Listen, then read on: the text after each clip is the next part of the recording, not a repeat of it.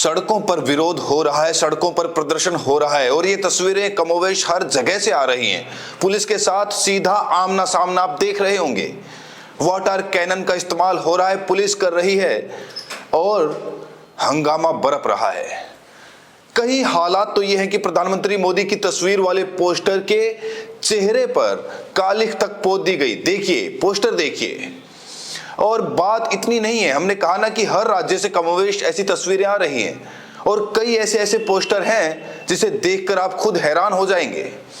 और ये तस्वीरें, ये बवाल क्या वाकई में 1 दिसंबर से पहले का ट्रेलर है क्या? आप कहेंगे ऐसा क्यों?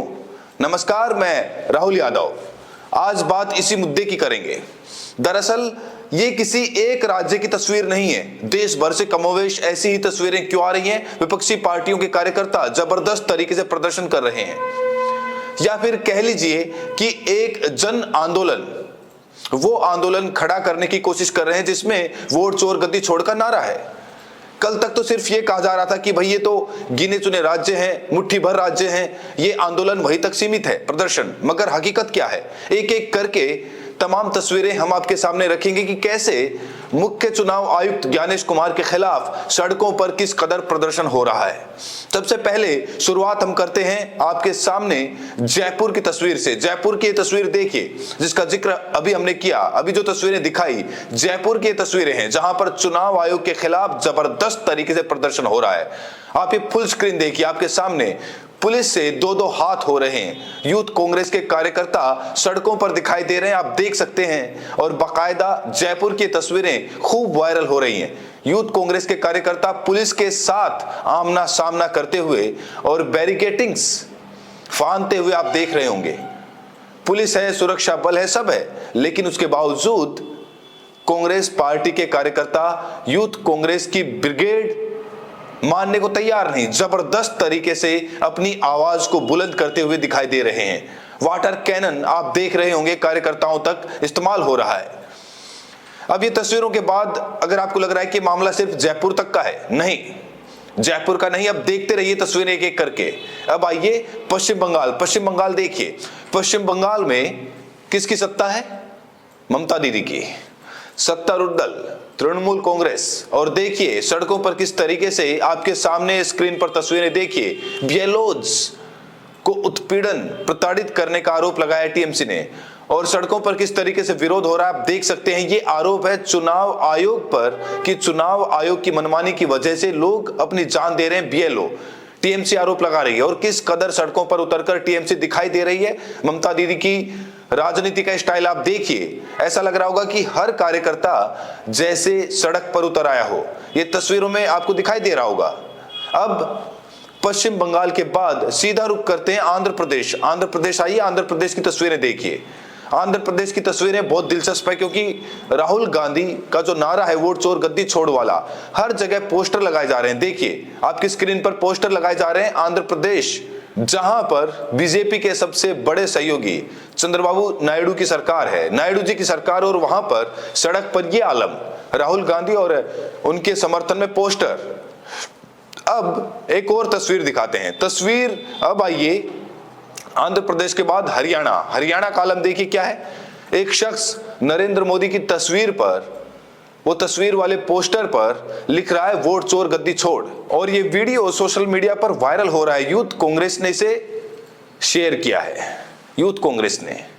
और बाकायदा एक पोस्टर और दिखाते हैं आपको। ये पोस्टर देखिए, आपने वो फिल्म देखी होगी नमस्ते लंदन करके, उसी का एक पोस्टर बनाया है नमस्ते ब्राजील करके। इस पोस्टर में लिखा गया है नमस्ते ब्राजील। चेहरा आपको दिखाई दे रहा होगा उसी ब्राजीलियन मॉडल का है जिसको लेकर राहुल गांधी ने आरोप लगाया था कि इसी ब्राजीलियन मॉडल ने 22 जगह, अलग अलग जगह पर हरियाणा में इसका चेहरा लगाकर वोटर लिस्ट में दिखाई दिया था। यानी आप देखिए, जयपुर हो, आंध्र प्रदेश हो, हरियाणा हो, पश्चिम बंगाल हो, हर जगह की तस्वीरें हैं। अब मैं आपको एक और तस्वीर दिखाता हूं। तमिलनाडु की तस्वीर देखिए। ये है एमके स्टालिन, मुख्यमंत्री। उन्होंने बाकायदा इस तस्वीर को शेयर किया है और देखिए कितना बड़ा आंदोलन एसआईआर को लेकर यहां पर दिखाई दे रहा होगा। और ये जोर आजमाइश तमिलनाडु की तस्वीरें बता रही है कि वहां भी अब जोर आजमाइश शुरू हो चुकी है। यानी आप इन तस्वीरों से ये समझिए कि जहां जहां विपक्ष की पार्टियों की सरकारें हैं वहां तो पहले से ही आंदोलन हो रहा है। जहां जहां विपक्षी पार्टियों की सरकारें नहीं हैं वहां भी अब एक आंदोलन खड़ा हो चुका है। अब ये तस्वीरें एक बहुत बड़ा संकेत है, संदेश है। आप कहेंगे क्यों, कैसे? और ये सिलसिला जो है अब ये बढ़ता जा रहा है।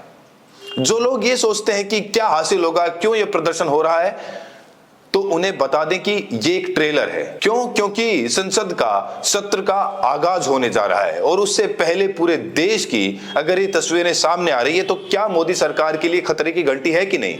और खास तौर पर मुख्य चुनाव आयुक्त ज्ञानेश कुमार को लेकर, इनको लेकर कहा जा रहा है कि विपक्ष महाभियोग भी ला सकता है।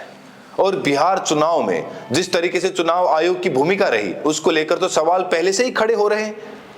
क्यों? क्योंकि ऐसा लग रहा था कि वो बीजेपी के साथ मिलकर चुनाव आयोग इस चुनाव को जीतने के लिए किसी भी हद तक जा सकता है, इस तरीके के आरोप लगे।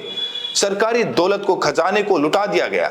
10-10 हजार रुपये ठीक चुनाव के वक्त कोई कुछ नहीं बोला, इसका जीता जागता प्रमाण है।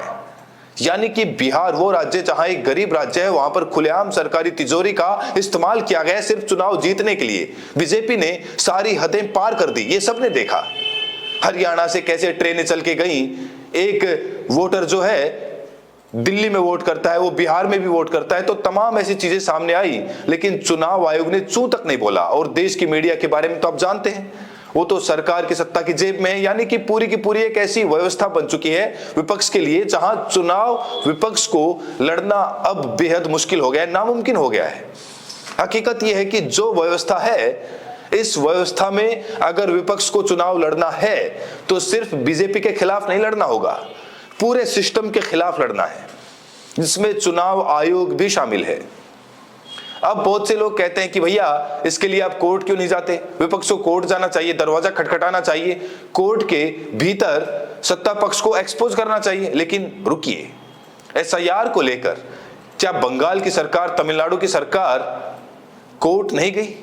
कोर्ट गई, लेकिन सुप्रीम कोर्ट जाने से क्या हुआ? सुप्रीम कोर्ट में तो बिहार के एसआईआर का मामला याद करिए, बिहार के एसआईआर का मामला अभी सुप्रीम कोर्ट में चल रहा है और वहां बिहार में चुनाव निपट गया, एसआईआर का मामला सुप्रीम कोर्ट में चल रहा है और मुख्यमंत्री की शपथ भी हो गई। बात यहां पर सही है कि मसला लोकतंत्र का है और लोकतंत्र में सबसे बड़ी बात यह है कि लड़ाई जनता की अदालत में लड़ी जाती है, जनता की अदालत में, और विपक्ष वही कोशिश कर रहा है।